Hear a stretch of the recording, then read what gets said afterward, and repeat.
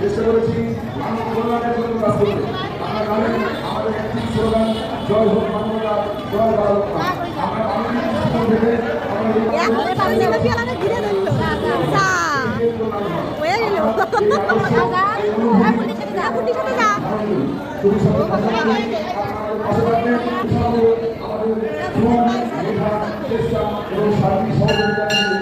ননদার আমি এই জায়গায় বসেছিলাম, কারণ হলো মনুকের পাঠাইলাম প্রসাদ আনতে, উড়াই যা নিয়ে আসবে না তাতেই হবে না।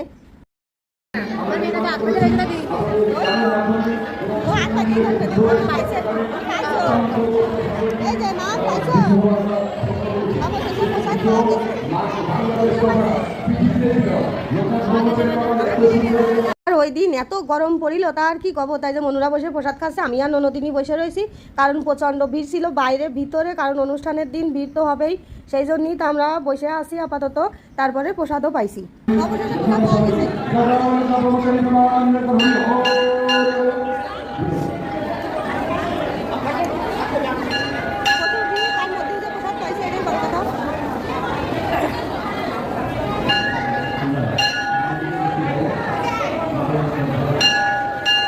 এবার প্রসাদ টসাদ খাইয়ে বাইরে চলে আইসে নিয়ে এখন কি করা, সবাই জুতো স্যান্ডেল আছে, আমার তাই খালি নেই। এবার আমার ননদ দিয়ে আমার ছেলে ফেলে দিয়ে সবাই তো এই মাথাতে ও মাথা স্যান্ডেল খোঁজা শুরু হয়ে গেল। অবশেষে কি আর করবো, খালি ভাই আটা দিলাম, কোনো কায়দায় সে জুতো আর পালাম না। এখন ওই যে পিসির পাত দিয়ে এতখানিক যে আটতে হবে না, মেলাখানিক না আটলে অটোও পাওয়া যাবে না।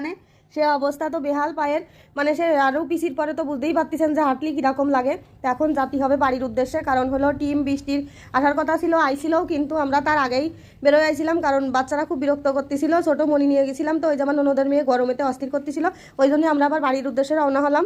তাই এদিকে এই যে আটটিছি, তো আমি খালি পাই, এখন ভাবতেছি যে যদি একটা অটো পাতাম তাহলে সবাই মিলে উঠে যেতাম। তা অটো তো আর পালাম না, রিক্সা যাচ্ছে, কারণ এতগুলো লোক রিক্সায় তো হবে না, আর আমি খালি পাই সেই জুতো স্যান্ডেল লড়াই নিয়ে এখন বাড়ি ফিরতেছি। ফেরার পথে যে শরবত দেখে ননদিনী কাছে আসো এক গ্লাস করে ঠান্ডা শরবত খাই অন্তত, তখন ননদিনী শরবতটা খাওয়াইলো।